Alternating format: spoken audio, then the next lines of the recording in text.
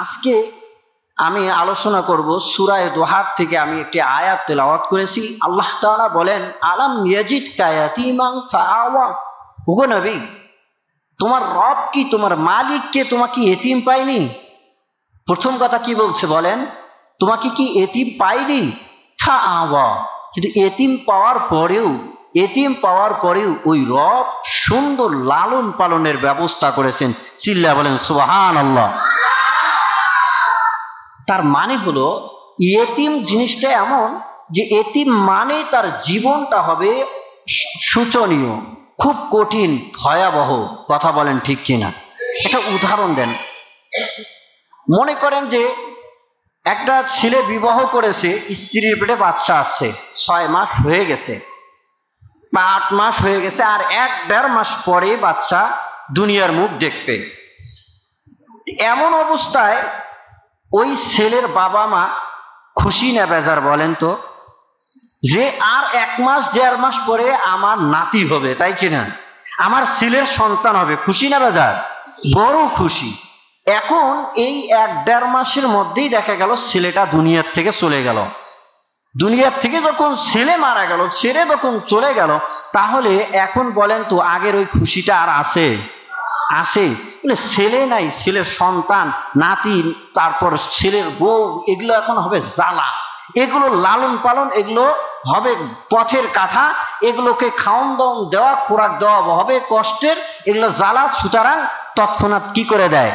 বাবার বাড়ি চলে যাও। কথা বলেন, বাবার বাড়ি চলে যাও। বাবার বাড়িতে গিয়ে ওই মহিলাটা ওই সন্তানকে নিয়ে জীবন যাপন করে। যদি বাবা মা থাকি তাহলে বাবা মা তো ফেলে দেবে না, বাবা মা সন্তানকে রাখবেই, খেয়ে না খেয়ে নিজ মেয়ের সন্তান হবে যেটা, তাকে লালন পালন করে। কথা বলেন ঠিক কিনা? আর যদি বাবা মা না থাকে তাহলে ওই মেয়েটার বড় করুণ পরিস্থিতি দাঁড়িয়ে যায়। দাঁড়িয়ে ঘুরিয়ে একটু খাবার যোগান দিয়ে ওই নিজে না খেয়ে সন্তানের বুকে তুলে দেয়। কথা বলেন ঠিক কিনা? এই কইরা ছিলেন সন্তানকে লালন পালন করে। তার মানে হলো আল্লাহ তাআলা এইটা বুঝাচ্ছে, আলাম ইয়াজিদকা, আপনাকে কি আপনার রব পায়নি? এতিম। তার মানে এতিম পেয়েছে, তোমার শোচনীয় বিষয় ছিল, কিন্তু ফাআওয়া, আমি রব্বুল আলামিন সুন্দর লালন পালনের ব্যবস্থা করেছি। চিল্লায়া বলেন মারহাবা। বলেন তো আমাদেরকে লালন পালন করে কে? আল্লাহ। সেই আল্লাহ বলছে, আমি রব লালন পালনের সুব্যবস্থা করে দিয়েছি। আর আমি যেমনে পারি, যে কোনো সংকটের সম্মুখেও আমি সুন্দরের ব্যবস্থা করতে পারি। আমরা সকলেই জানি মুসা আলাইহিস সালাতু ওয়াস সালাম কেমনে দুনিয়ার বুকে আসলেন। মুসা আলাইহিস সালাতু ওয়াস সালাম জন্ম নিতেছেন, ইন্না ফিরআউনা আলা ফিল আরদ, জমিনে বেড়ে গেছে, ফিরআউন বেড়ে গেছে। ইউযাব্বিহু আবনাহুম ওয়া ইস্তাহয়ী নিসাহুম, ফিরআউন কি করছে? ছেলে সন্তানকে হত্যা করছে, আর মেয়েগুলোকে রেখে দিতেছে, ওগুলোকে দাসী বানায় রাখতেছে। আল্লাহ রাব্বুল আলামিন আমাদেরকে লালন পালন করেন। আল্লাহ রাব্বুল আলামিন আমাদেরকে লালন পালন করেন। আমাদের সৃষ্টিকর্তা, লালন পালন কর্তা আল্লাহ রাব্বুল আলামিন মুসা আলাইহিস সালাতু ওয়াস সালামের মাকে বলতেছেন, ওয়াহাইনা ইলা উম্মি মুসা আন আরদিই।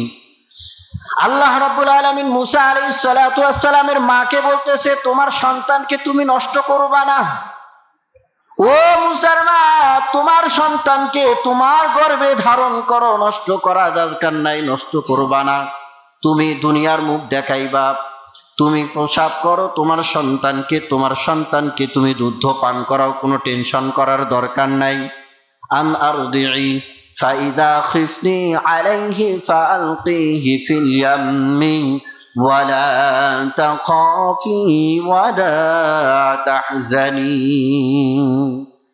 আল্লাহ রাব্বুল আলামিন মুসা আলাইহিস সালাতু ওয়াস সালামের মাকে বলতেছে, যদি তুমি ভয় করো, তোমার সন্তানকে ফিরআউন ছিনিয়ে নেওয়ার যদি তুমি ভয় করো, হত্যা করার যদি তুমি ভয় পাও, তাহলে তোমার সন্তানকে তুমি সমুদ্রের মধ্যে ফেলে দাও। তবে শোনো, সমুদ্রের মধ্যে ফেলে দাও, তুমি চিন্তা করবা না যে ওই পানি তোমার সন্তানকে ডুবাই মেরে ফেলবে, ধ্বংস করে দেবে। না না, ওয়ালা তাহজানি ওয়ালা তাখাফি ওয়ালা তাহজানি, কোনো চিন্তা করার দরকার নাই, আমি রব্বুল আলামিন ইন্না রাদ্দুহু ইলাইক ওয়া জাইলুহু মিনাল মুরসালিন। ও মুসার মা, শোনো শোনো, আমার ওয়াদা হচ্ছে তোমার সন্তানকে আমি তোমার কাছেই সুন্দর রূপে ফিরাই দিব এবং তোমার সন্তানকে আমি রসুল বানাবো। চিল্লা বলেন সুবহানাল্লাহ। আল্লাহ রাব্বুল আলামিন লালন পালন কর্তা। আল্লাহ পাক বলে, আমি সন্তান তোমার সন্তানকে লালন পালন করব দুশমনের রাজকীয় খাবার দিয়া। চিল্লা বলেন সুবহানাল্লাহ। কেমন দুশমন? ফিরাউন সন্তানকে হত্যা করছে, ফিরাউন হলো দুশমন। ফালতাকাতাহু আলু ফিরাউন, ফিরাউনের সম্প্রদায়ের লোকেরা ওই মূসাকে উঠায় নিল। আর ফিরাউনের স্ত্রী বলতেছে, ওয়াকালাত ইমরাতি ফিরাউন কুররাতু আইনিন লি ওয়া লাক। স্বামীকে বলতেছে, ফিরাউনকে বলতেছে, ও স্বামী শোনো শোনো, আমাদের এই সন্তান, এই বাচ্চাটা আমাদের জন্য চক্ষু শীতল হবে, সুতরাং ফালা তাকতুলু, আপনারা একে মারবেন না, একে মারার দরকার নাই, এই সন্তানটা আমাদের জন্য ফায়দা দেবে, আমাদের জন্য ফায়দা দেবে। আও নাত্তাখিযুহু ওয়ালাদা, এই সন্তানকে আমরা সন্তান রূপে গ্রহণ করব, ভবিষ্যতে এই সন্তানটা আমাদের পিতা মাতা হিসাবে আমাদের খেদমত করবে। আল্লাহ পাক বলে, না না, তোমাদের ধারণা ভুল। আমার কথা হলো, আমি মূসাকে লালন পালন করব তার দুশমনের বাসায় রাজকীয় খাবার দিয়া। আমি রব, আমি পালন কর্তা। কেমন পালন কর্তা এইটা দেখাইতে চাই। ফাসবাহা ফুয়াদু উম্মি মূসা ফারিগা, ওইদিকে মায়ের অন্তরটা কাতর হয়ে গেছে, কাতর, সন্তানকে সমুদ্রে ফেলে দিয়েছে। আল্লাহ পাক বলে, টেনশন করো না, কোনো চিন্তা করো না। ওয়াকালাতনি উখতিহি কুসি, মূসা আলাইহিস সালাতু ওয়াস সালামের মা তার বোনকে বলে দিয়েছে, তুমি একটু খেয়াল রাখো সন্তানটা কোথায় যায়। ওই সন্তানটা যাইতে যাইতে তো ফিরাউনের রাজদরবারে পৌঁছে গেছে। এইবার মূসা নবী কারো দুধ পান করছে না, কোনো কিছু খাচ্ছে না। মূসা আলাইহিস সালাতু ওয়াস সালামের সেই খালা অর্থাৎ মায়ের বোন সেই অবস্থা দেখে তাদেরকে বলতেছে, শোনো শোনো, একটা সুন্দর মহিলা আছে, সুন্দর লালন পালন করতে পারে, দুধ পান করাইতে পারে, সেই মহিলার খবর দেই, সেই মহিলাকে নিয়ে আসো, তাহলে এই সন্তানটা বাঁচবে, না হলে এই সন্তান না খেয়ে মারা যাবে। বলেন তো সেইটা কি? মূসা আলাইহিস সালাতু ওয়াস সালামের মা। পরিস্থিতি দেখে এখন ওই ফিরাউনের সম্প্রদায় সবাই এখন সিদ্ধান্ত, ঠিক আছে, ওই মহিলা কোথায় আছে, নিয়ে আসো। নিয়ে আসা হলো। সেই মায়ের দুধ পান করাইয়া, রাজকীয় খাবার খাওয়াইয়া লালন পালন করলেন আল্লাহ পাক মূসা আলাইহিস সালাতু ওয়াস সালামকে। লালন পালন করনেওয়ালা কে? আল্লাহ তাআলা। কেমন লালন পালন করে ওলা চিন্তা করছেন? কেমন চিন্তা করছেন যে সন্তান জন্ম নেওয়ার পর পরে সন্তানকে হত্যা করে দেওয়া হচ্ছে, ফিরাউন হত্যা করে দিতেছে। ওই ফিরাউনের বাসায় মূসাকে লালন পালন করলেন আল্লাহ। সেই আল্লাহ বলতেছেন, ফাআওয়া, ওগো নবী, আপনার লালন পালনের সুন্দর ব্যবস্থা আমি রব, আমি আল্লাহ করেছি। শোনো, আর এই লালন পালনের জন্য আমি কিছু কারিশমা প্রকাশ করেছি, যেটাকে মুজিজাতুন নবী সাল্লাল্লাহু আলাইহি ওয়াসাল্লাম বলা হয়। নবীজি আলাইহিস সালাতু ওয়াস সালামের কিছু কারিশমা প্রকাশ আল্লাহ পাক করেছে, যাতে করে এই কারিশমা গুলো দেখে নবীজি আলাইহিস সালাতু ওয়াস সালামের লালন পালনের দায়িত্ব মানুষ নেয়। এতিম হিসাবে মানুষ যেন ঘৃণা না করে। এক নাম্বার, লালন পালন করতে গিয়া যেন মানুষ যেন ঘৃণা না করে। মুহাম্মাদুর রাসূলুল্লাহ সাল্লাল্লাহু আলাইহি ওয়াসাল্লাম এখনো পৃথিবীতে আসে নাই, পৃথিবীর মুখ দেখেন নাই। মুহাম্মাদুর রাসূলুল্লাহ সাল্লাল্লাহু আলাইহি ওয়াসাল্লামের মায়ের নাম কি ছিল? কথা বলেন, বলেন নাম কি ছিল? বাবার নাম দাদার নাম? দাদার নাম আব্দুল মুত্তালিব, আর হচ্ছে চাচার নাম আবু তালেব। সেই মা আমেনা বলতেছে, লাকাদ আলিকতু বিহি ইয়ানি রাসূলুল্লাহ সাল্লাল্লাহু আলাইহি ওয়াসাল্লাম, আমার এই সন্তানকে আমি বুকে ধারণ করেছি মুহাম্মাদুর রাসূলুল্লাহ সাল্লাল্লাহু আলাইহি ওয়াসাল্লাম। জোরে বলেন সাল্লাল্লাহু আলাইহি ওয়াসাল্লাম। মা আমেনা বলতেছেন, আমার এই সন্তানকে আমি বুকে ধারণ করেছি। ও জগতের মানুষ, শোনো শোনো, ফামা ওয়াজাদতু লাহু মাশাক্কাতান হাত্তা ওয়াযাতুহু। মা আমেনা বলতেছেন, আমার এই সন্তানকে গর্ভে ধারণ করে যতদিন আমি ধারণ করেছিলাম, আমার এই সন্তানের কারণে আমার কোনো কষ্ট হয় নাই। আমি তো দেখেছি আরবের বুকে সন্তান ধারণ করেছে যারা 1 মাস যাইতে না যাইতে খাইতে পারে না, বমি হয়, রাত্রে ঘুমাইতে পারে না, অশান্তি অশান্তি বিরাজমান, লাথি মারে সন্তান, বড় কষ্ট হয় মায়ের। আমি এই সন্তানকে বুকে ধারণ করেছি, কিন্তু আমার এই সন্তানের কারণে আমি কখনো কষ্ট পাই নাই। চিল্লায় বলেন আল্লাহু আকবার। আপনাদের আমাদের মা আছে, তাই কি না? আমরা কি আমাদের মার থেকে এই সনদটা নিতে পারবো? একটু চিন্তা করেন তো, যে ফামা ওয়াজাদতু লাহু মাশাক্কাতান, যে আমাদের মা বাপ আমাদের জন্য এই কথাটা বলবে যে আমার এই সন্তানের থেকে আমি কষ্ট পাই নাই। শেষ মুহূর্ত হলেও এই কথাটা যদি বের করে নিতে পারি, তাহলে দুনিয়ার জীবন আখিরাতের জীবন চাঙ্গা হয়ে যাবে।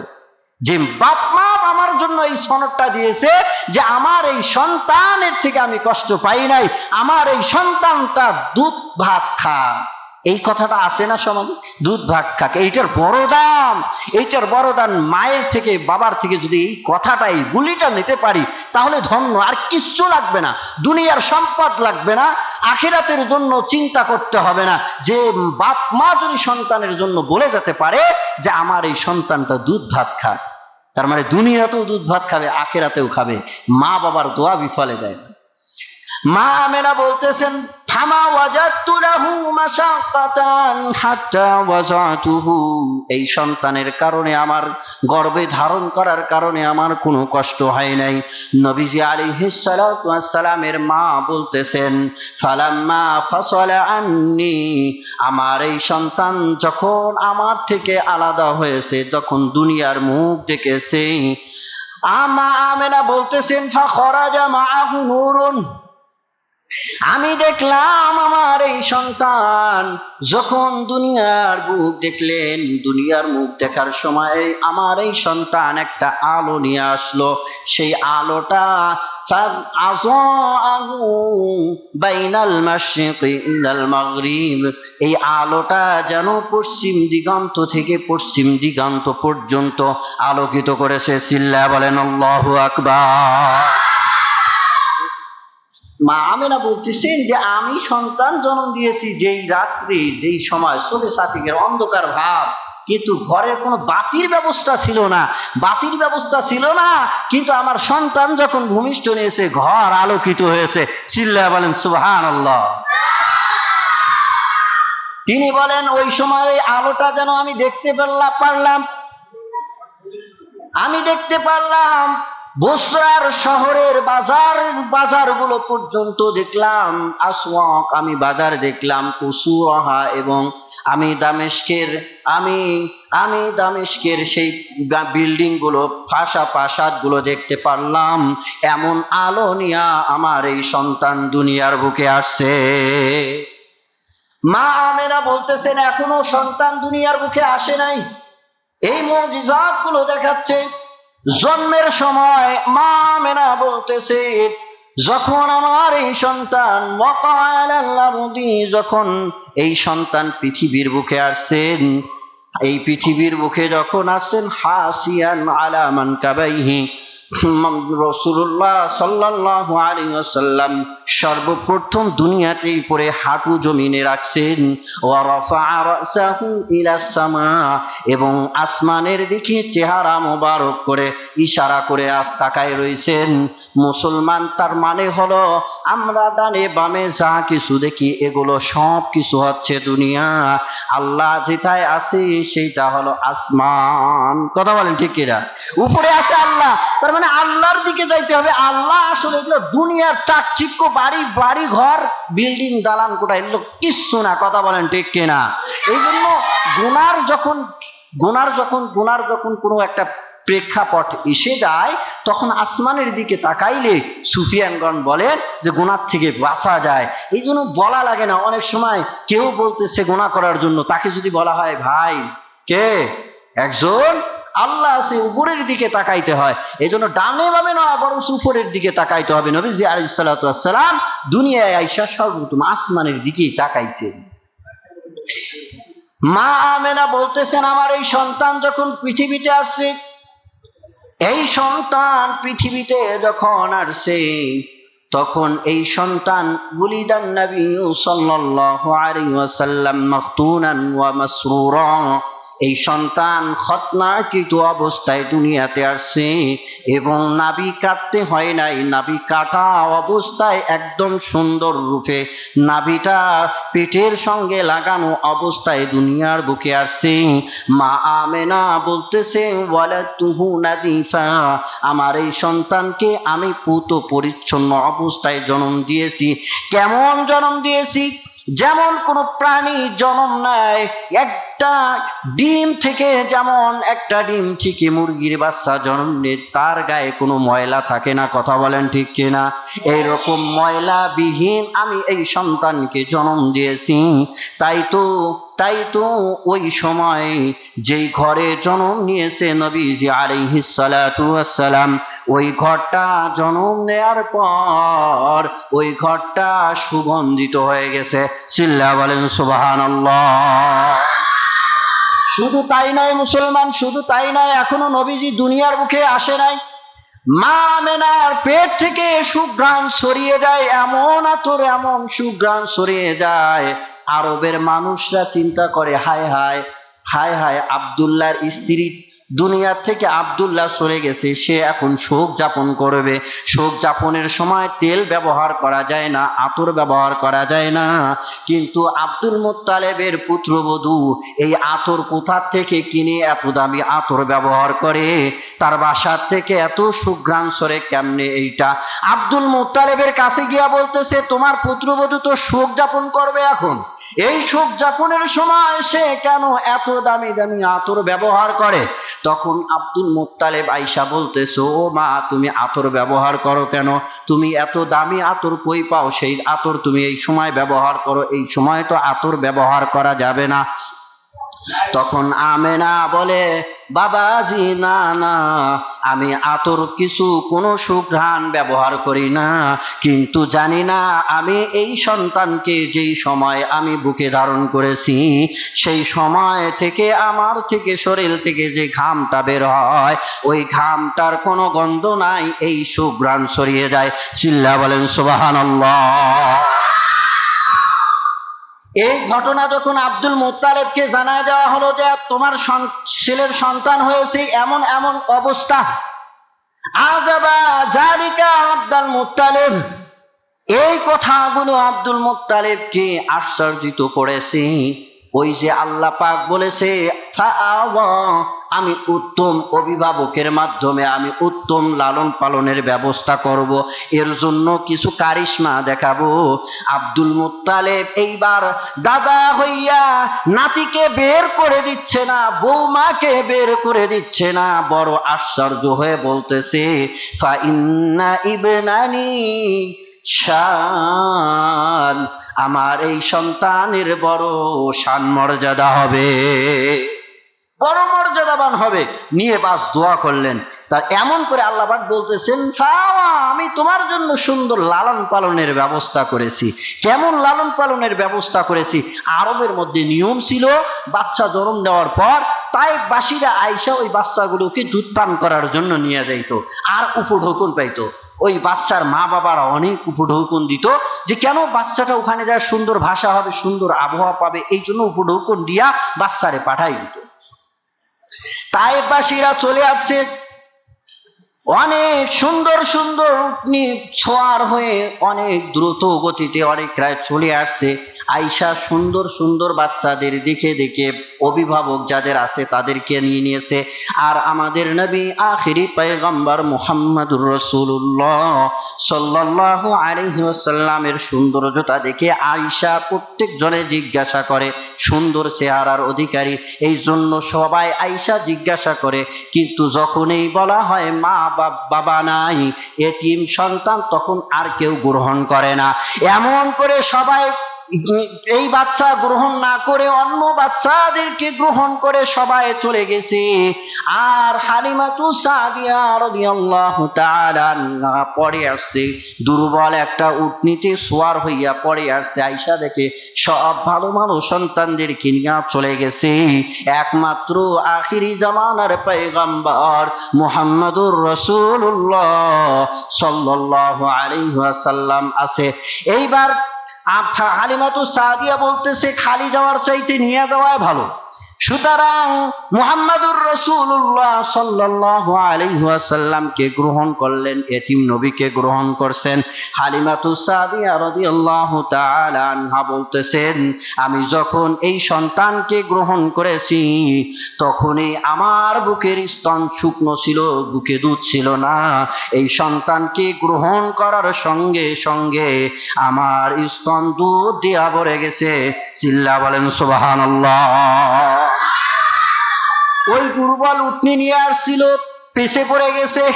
সন্তানটাকে নিয়ে মুহাম্মদুর রাসূলুল্লাহ সাল্লাল্লাহু আলাইহি ওয়াসাল্লামকে নিয়ে রওনা হয়েছে। দুর্বল উটনি নিয়ে রওনা হয়েছে। এইবার ওই দুর্বল উটনিটা বড় শক্তিশালী হয়েছে, এত দ্রুত গিয়েছে। ওই আগে যারা গিয়েছিল তাদের আগে এই হালিমাতু সাদিয়া রাদিয়াল্লাহু আনহা তায়েফে গিয়া পৌঁছে গেছে। পৌঁছার পরে এইবার তার বাসায় যেই বকরিগুলো ছিল, নার্ভাস বকরি, দুধ হইতো না, ওই বকরিগুলোরও দুধ আসা শুরু হয়ে গেছে। বাচ্চা মুহাম্মদুর রাসূলুল্লাহ সাল্লাল্লাহু আলাইহি ওয়াসাল্লাম এবং দুধ ভাই আব্দুল্লাহকে নিয়ে দুধ ওই বকরি চড়াইতে যায়, বকরি চড়াই নিয়ে আসে।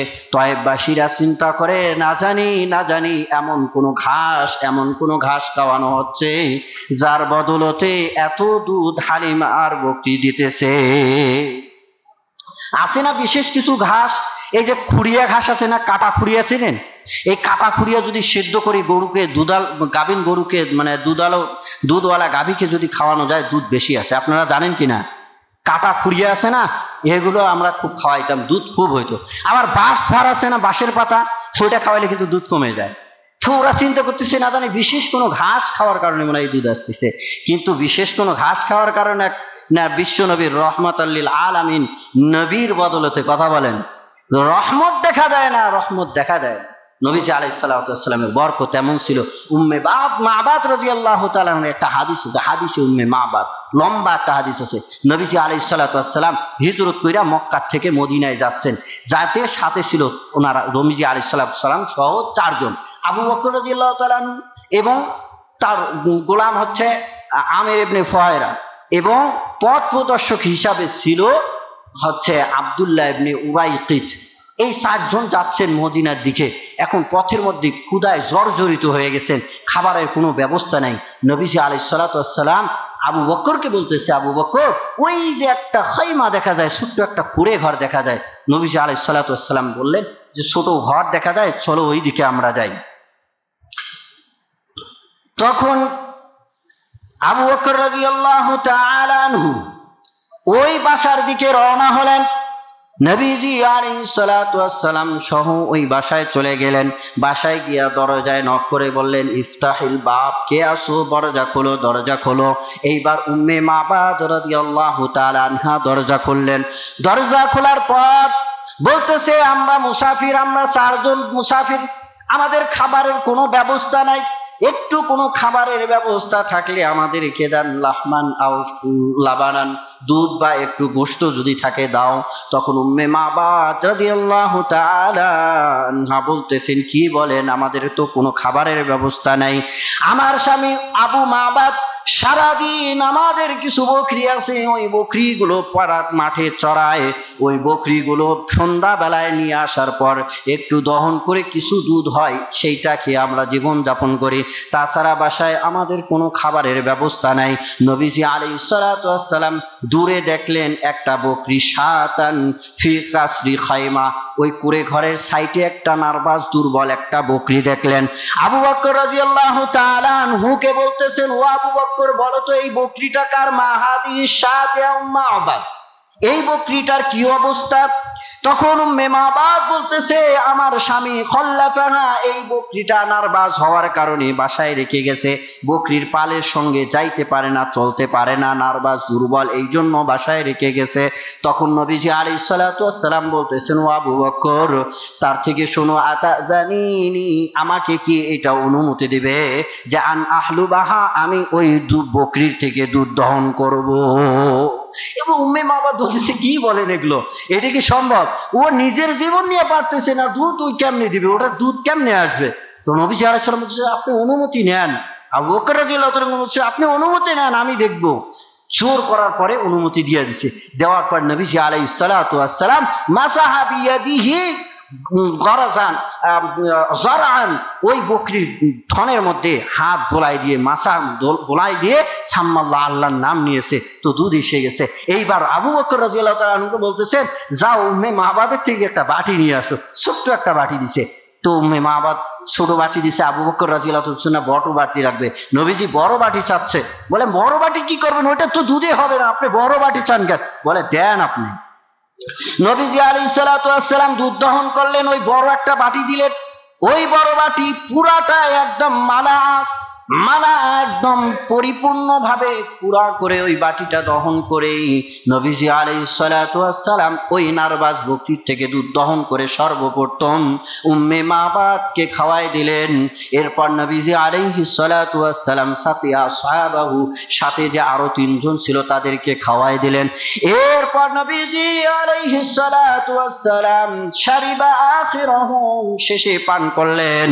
পান করার পর আবার দহন করে ওই বাটিটা ফুল করে উম্মে মাবাদের কাছে দিয়ে দিলেন। এই দৃশ্য দেখা উম্মে মাবাদ দরজা খুলে একটু নবীজির চেহারা দেখছে, দেখা উনি বলতেছেন যে আল্লাহর কসম, আমি এইরকম চেহারার অধিকারী কখনো দেখি নাই। চিল্লা বলেন সুবহানাল্লাহ। আবু মাবাদ চলে আসছে, আসার পর বলতেছে, এই ইতিহাস কেন, বকরির এই অবস্থা, দুধ কই পাইলা? সব ইতিহাস শোনাই দিয়েছে এই অবস্থা। তখন আবু মাবাদ বলতেছে, তাহলে ওইনি হবে সর্বশেষ নবী, চলো চলো আমরা সেই মদিনায় চলে যাই। তারা হিজরত করে মদিনায় চলে গেল। ওয়া আসলামা, সেখানে নবীজি আলাইহিস সালাতু ওয়াস সালামের সাক্ষাৎ হয়ে গেল। নবীজি আলাইহিস সালাতু ওয়াস সালামের সাক্ষাৎ হওয়ার পর হাতে হাত রেখে তারা মুসলমান হয়ে গেছে। চিল্লা বলেন সুবহানাল্লাহ। উম্মে মাবাদ বলতেছে, এরপরে আমরা সবুহান ওয়া গরুবান, এই বকরিটার থেকে 2 বেলা দুধ দোয়াইতাম। এই পরিমাণ দুধ আসতো, 2 বেলা সকাল সন্ধ্যা দুধ দোয়াইছি। কতদিন পর্যন্ত? উমর ইবনুল খাত্তাব রাদিয়াল্লাহু তাআলা আনহুর শাসন আমল পর্যন্ত এই বকরির থেকে আমরা দুধ পাইছি। চিল্লায় বলেন সুবহানাল্লাহ, সুবহানাল্লাহ।